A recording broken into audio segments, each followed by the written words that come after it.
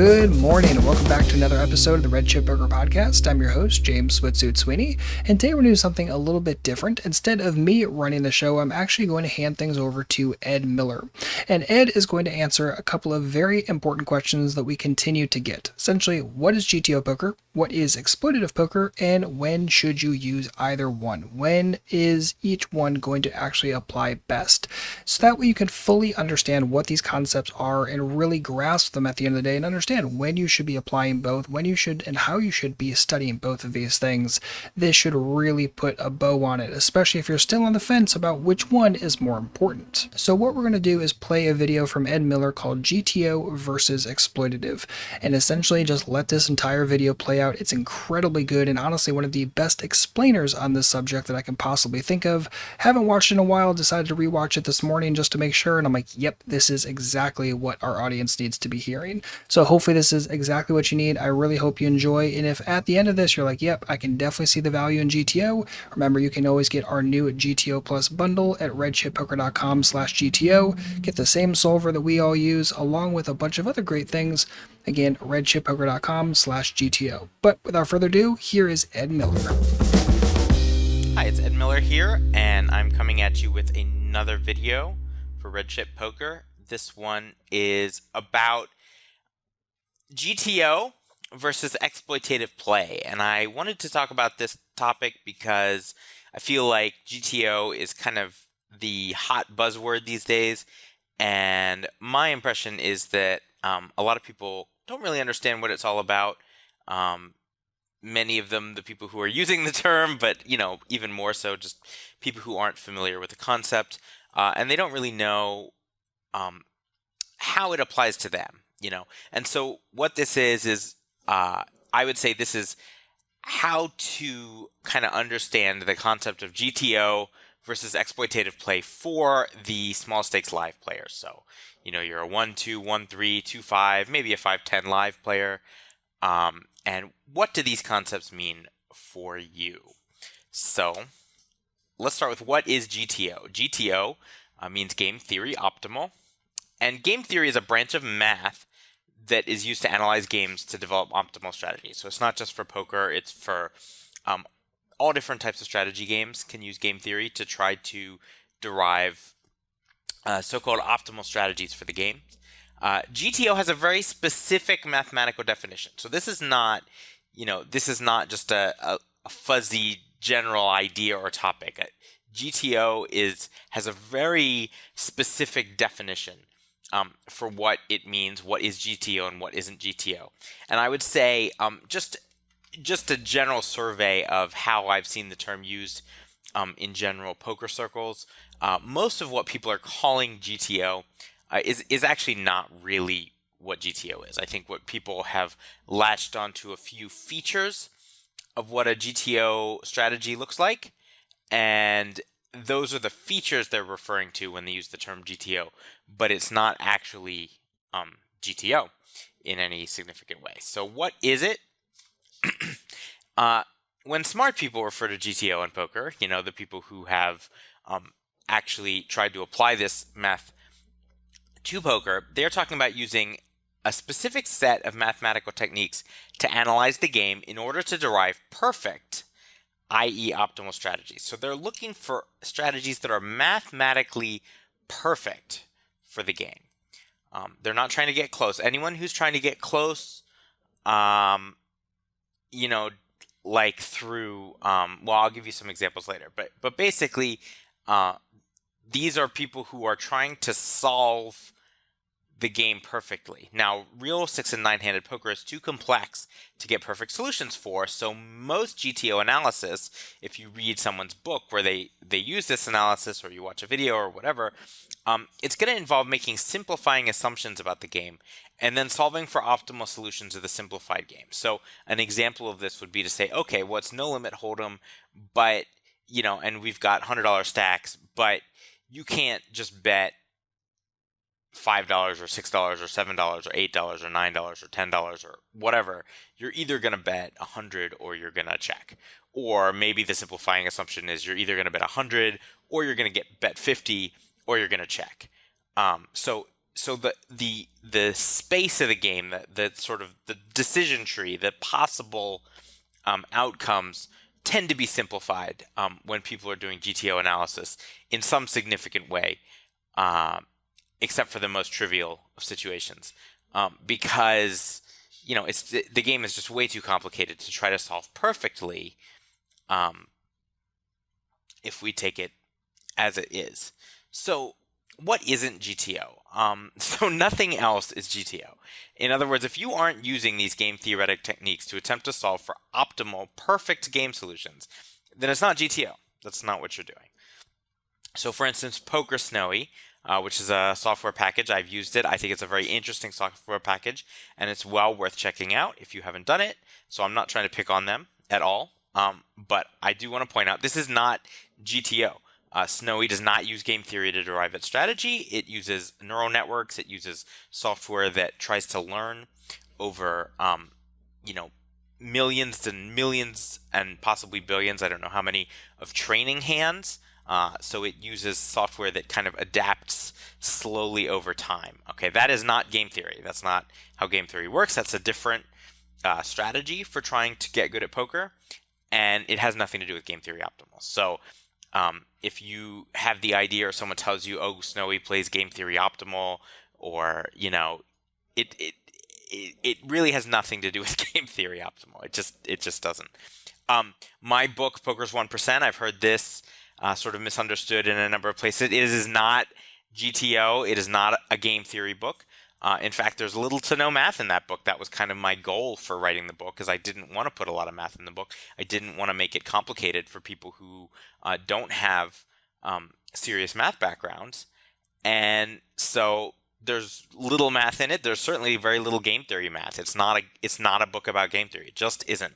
Now, the reason why people mistake my book, Poker's 1%, as a game theory or a GTO book is because a certain of the ideas in the book are ones that people have latched on to from game theory optimal analyses. So in other words, certain facets of the strategy I discuss in Poker's 1% are also facets of this game theory optimal strategy, and they are facets that people are attracted to and interested in, which is why there's a mistake. But really, the book has absolutely nothing to do with game theory. So I just wanted to clear that up. So why GTO? Like, why are people interested in this? Why are they learning about it? Especially if it's basically a math problem. They're solving games that aren't no limit hold'em, nine-handed. So what's the deal? The allure of game theory optimal is that a game theory optimal strategy is unexploitable and beats all other strategies. In other words, if you're playing, somehow you were lived in mathland and you just knew what the game theory optimal no limit hold'em strategy looked like, exactly what it was, and you played it, it's an unexploitable strategy that beats every other strategy. Okay, so that's an attractive idea. So the other thing that is attractive to people is that if you could somehow play the true game theory optimal strategy for a game, you could play like a robot, quote unquote, without making reads or deviations of any kind and be nearly guaranteed to profit. And, in other words, you could create a computer that just sits there and plays this strategy, and it doesn't have to adapt to anything. It doesn't have to pay attention to what you're doing. It does not care, because it beats all other strategies. So by definition, if it beats all other strategies, it does not need to adapt at all to beat your strategy. So what isn't interesting about GTO, or why would we not just say, hey, this is the way to get better at poker, is to try to figure this GTO thing out? There's a kind of a big problem. It's not a problem with GTO, but it's just here's the thing about it. It's the theoretical person playing a GTO strategy would not be guaranteed to win the maximum in any game. So would be guaranteed to beat all other strategies, but it does not guaranteed to beat other strategies for the maximum possible. That's a important distinction, right? So when we say it's optimal, we are not actually saying that it is the best strategy against all other strategies. We are merely saying that it is better than all other strategies. But against a particular strategy, it is almost certainly not the best strategy. Okay. So while GTO's strategy is unbeatable against other non-GTO strategies, it is not the maximum winning strategy in real games, especially with bad players. But even with good players, with any players who aren't really the world's elite, exploitative strategies are going to win more money, and even against the world's elite. But basically any game you're going to play in, exploitative strategies are going to win more money. So if exploitative strategies win more money, it sounds like GTO isn't that interesting at all. So what is the fuss about GTO?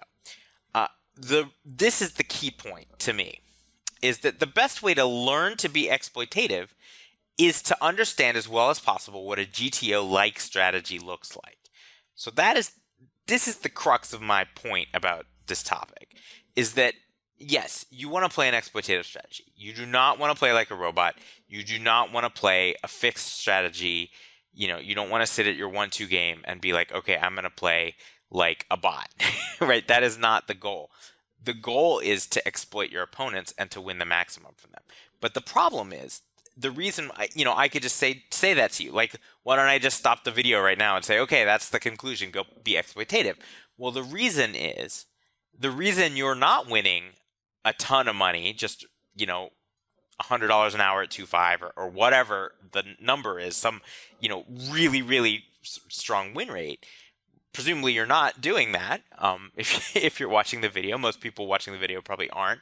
And the reason is because you are not as good at being exploitative as you could be, right? So there are lots of ways to be exploitative that you are not taking right now, and that is why you're not winning the amount of money you could win.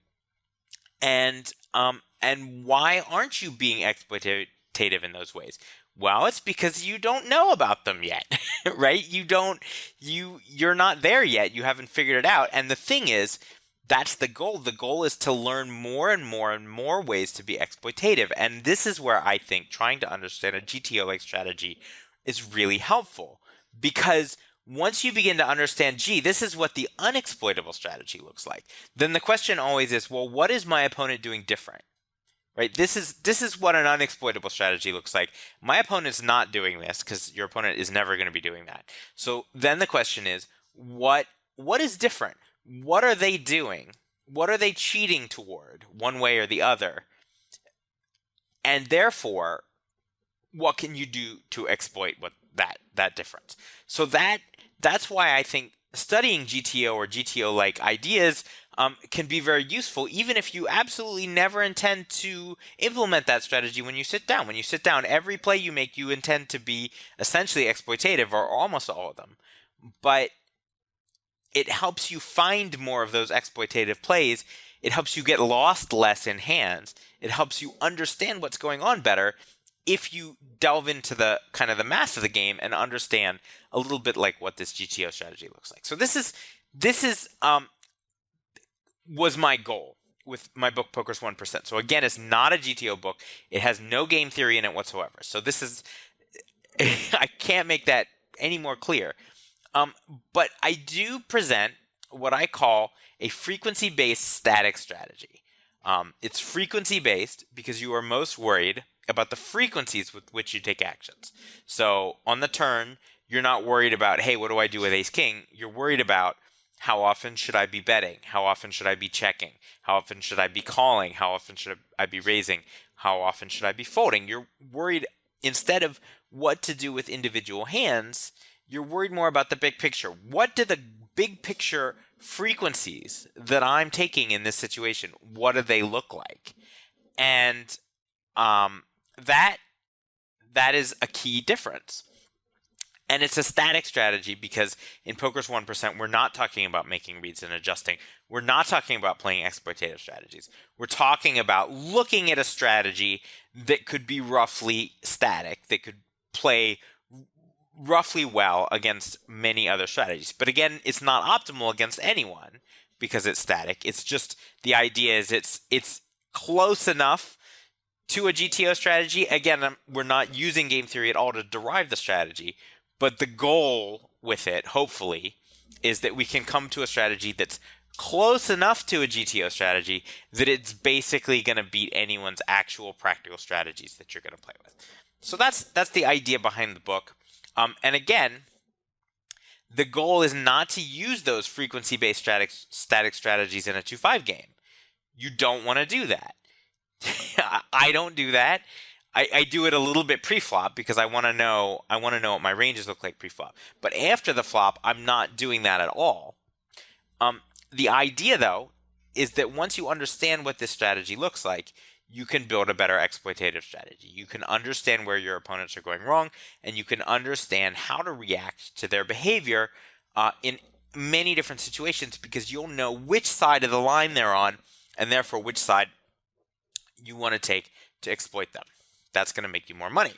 So here, in this, now I'm going to change gears here a little bit, and I want to just give you a little bit of exposure to actual GTO thinking a little bit, and I want to give you one key insight into how poker works, because I think this it's an extremely important insight, and it's one that I think a lot of people maybe aren't clear on. So there's a property of poker strategies that may surprise you, which is that as soon as your opponent veers even slightly away from a GTO strategy, which all of them do always because no one plays GTO, you should play the counter strategy to whatever their strategy is 100% of the time. That is the best thing to do. So what does that mean? So here's the simplest GTO example in poker that I know of. So there's a $100 pot. You're on the river. There's two players. First player checks. I read this originally in Theory of Poker by David Sklansky. First player checks. Second player has $100 and can choose between checking back or betting all in. So again, there's a simplifying assumption. We're playing no limit hold'em, but he can't bet $37. He can only bet 0 or 100. First player has 100% bluff catchers when he checks. So in other words, he knows that he can't beat any of player two's value hands, but he can beat all the bluffs. Now, how often should the second player bet, and how often should the first player call? The second player should bet, that should be a T, 100% of value hands, and half as many hands as bluffs. This is going to offer 2-to-1 odds to call and a 1/3 chance to win. So in other words, you're betting 100 into a $100 pot. You're offering $200 for a $100 call. So you're offering 2-to-1 odds on the call. But if you are betting all your value hands and half as many bluffs, then your opponent loses 2 out of 3 times when you have a value hand and only wins 1 out of 3 times when you're bluffing. So that is kind of the key ratio. So let's say the second player has 40 combinations of value hands that beat the bluff catchers that player 1 has. He should bet 60 hands total, all 40 value hands, and an additional 20 hands as bluffs. The second player gets even money on the bluff because he's betting $100 to win 100. Therefore, the first player should call 50% of the time. In other words, the second player, because he's betting 100 to win 100, he's going to bluff. He's going to make money bluffing if the first player calls less than 50% of the time. He's going to lose money bluffing if the first player calls more than 50% of the time. So the optimal strategy is that first player calls exactly 50% of the time. So this is the GTO strategy in this situation. The second player is going to bet 60 combos of hands. When the second player bets, the first player is going to call 50% of the time. Okay, so the EV, just to run through the EVs of this, just to show you how this works. The EV for the second player on a bet and call is going to be $100. So in other words, he's 40 times out of 60, he's going to win 200 because he's going to win the pot and he's going to get his value bet called. 20 times out of 60, he's going to lose the $100 bluff. So that works out to $100 EV. The EV for the second player on a bet and fold, so if he bets and the other guy folds, it's also $100. He wins the $100 pot. The EV for the first player on a call is he's 40 out of 60 times, he's going to lose $100, and 20 out of 60 times he's going to win $200 because he's going to win the pot and the bluff, which is 0, is his EV, and the EV for folding is 0. So in other words, the first player cannot improve by calling more or folding more because caller or fold are equal. They're both worth 0. So he can't make more money by folding more because he just gets more 0, and if he calls more, he gets more 0. So there's no way for the first player to improve his EV by doing one or the other thing more. So what happens if the first player decides to fold more regardless? So we said the first player, so the first player can't make any more money by calling more or folding more. And we said the first player should call 50% of the time. But what happens if the first player doesn't buy into that and wants to fold more or call more? So say the second player has 200 hands total. He's going to have 40 value hands, again, the same as before, and 160 hands that can't beat the bluff catcher. At a 50% calling rate, if the second player decides to bluff all of his hands, so again, this is at the 50% calling rate, if the second player decides to bluff all of his hands, his EV turns out to be $30. Now, this is the exact same EV you get when you bluffed only 20 combos. So he's bluffing 160 combos instead of 20, but the EV is going to be identical because if you look, the EV is 60, you win the value, you win $100 is the EV on a bet and call or a bet and fold, and you get those for those first 60 hands. For the other 140 hands, the EV is 0 because you were just checking back. So this is the EV equation when you bluffed only 20 combos. For 60 of the 200 combos, your EV was 100. For the other 140, you checked back and lost, so your EV was 0.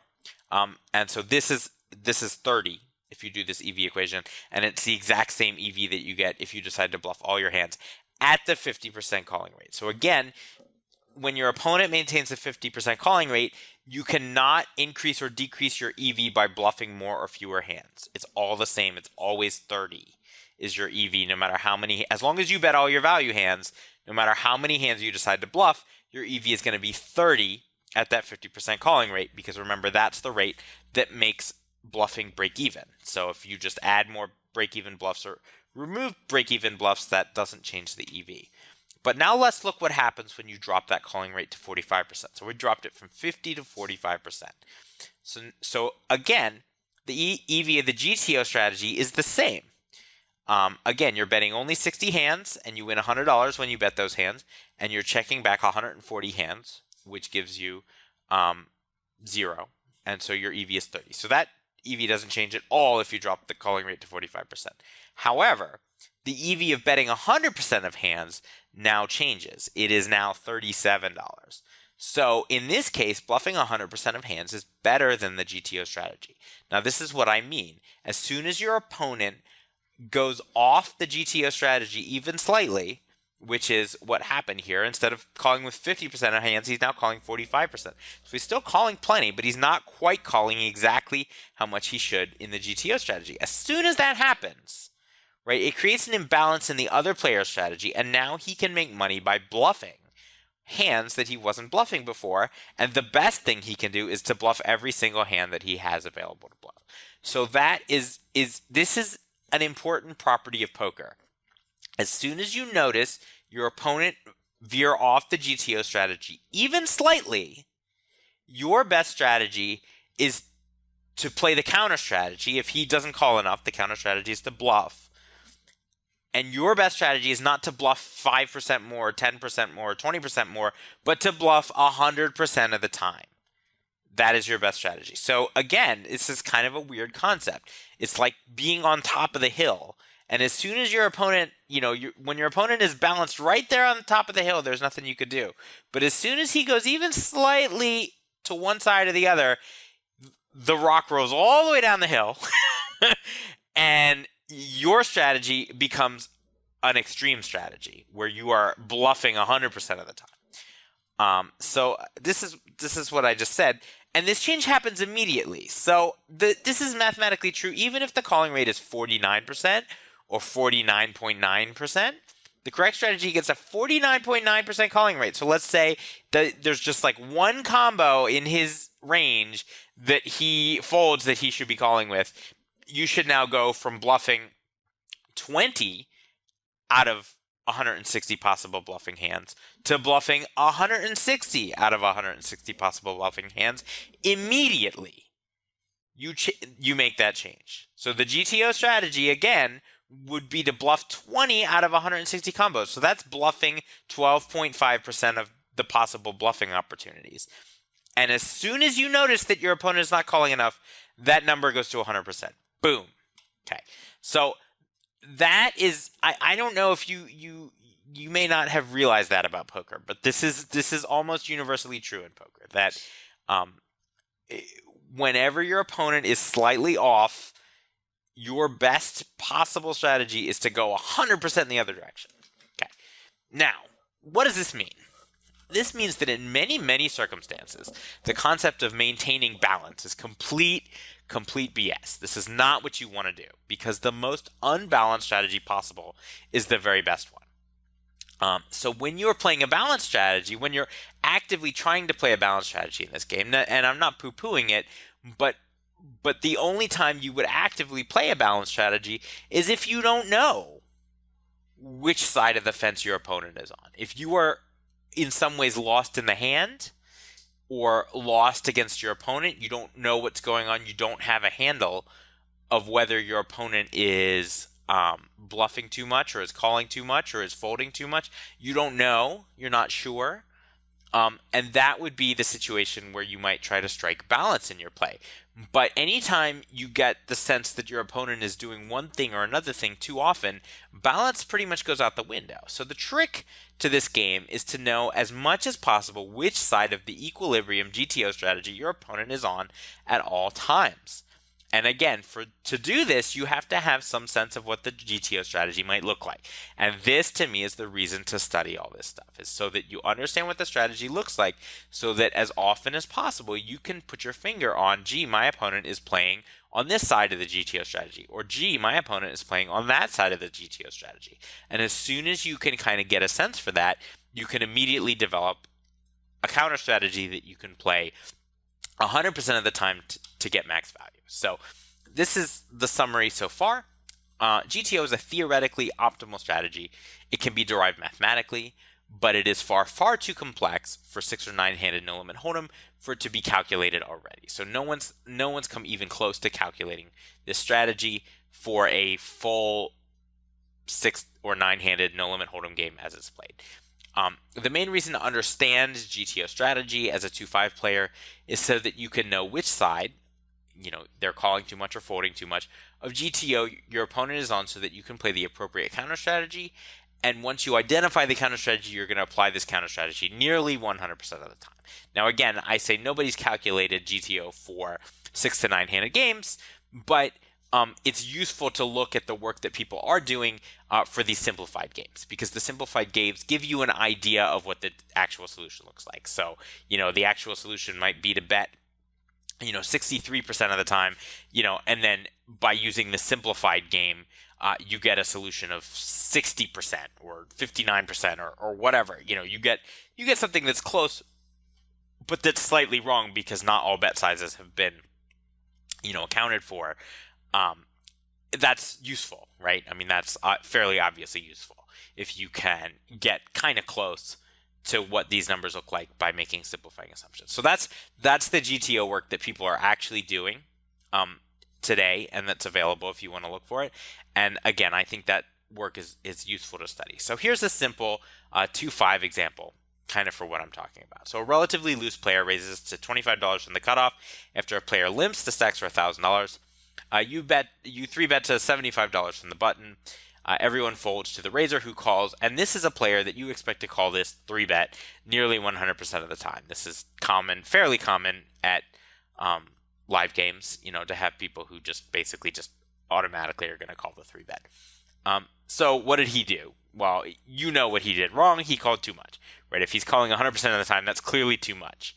So that's a problem. So that might lead you to say, well, gee, I should never bluff, right? If he's calling too much, then I should drop my bluff percentage to 0, which is sort of true, except pre-flop, it's not entirely clear what's a bluff and what's not a bluff. And furthermore, the problem with calling too much early in a hand is that it all but forces you to fold too much on later streets, because there are only so many good hands on any board. So once the board cards are out, you can count the number of combinations that make quote-unquote good hands. It's going to be a fixed number. That number does not increase if he plays more hands. It increases a little bit in that he can have some more of the oddball combinations. But in general, the tight preflop ranges that we suggest to play are formulated so that they capture as many of those as many of those good combos as possible, kind of before you know what the cards are. These are the hands that make the good combos most often on most boards. Um, so adding a ton of extra hands is not going to increase the number of good hands that your opponent can make proportionally, not at all, which means that he's going to have a higher proportion of junk or hands that he's going to feel compelled to fold at some point. And that means, in practice, you're going to see this player folding too much. So there's $162 in the pot, and there's $925 behind. If you bet, so let's divide that $925 up into 3 bet sizes: $100 on the flop, $250 on the turn, and $575 on the river. If you keep these bet sizes as I described them, and your opponent just calls at every point, your bet size is going to be fairly close to 2/3 pot at each juncture. You can do the math on it, but it's up and down a little. But I wanted to choose real numbers that normal people would actually play. And so if you bluff with a 2/3 pot bet, it's going to show an immediate profit if you win the pot more than 2 out of 5 times, or 40% of the time.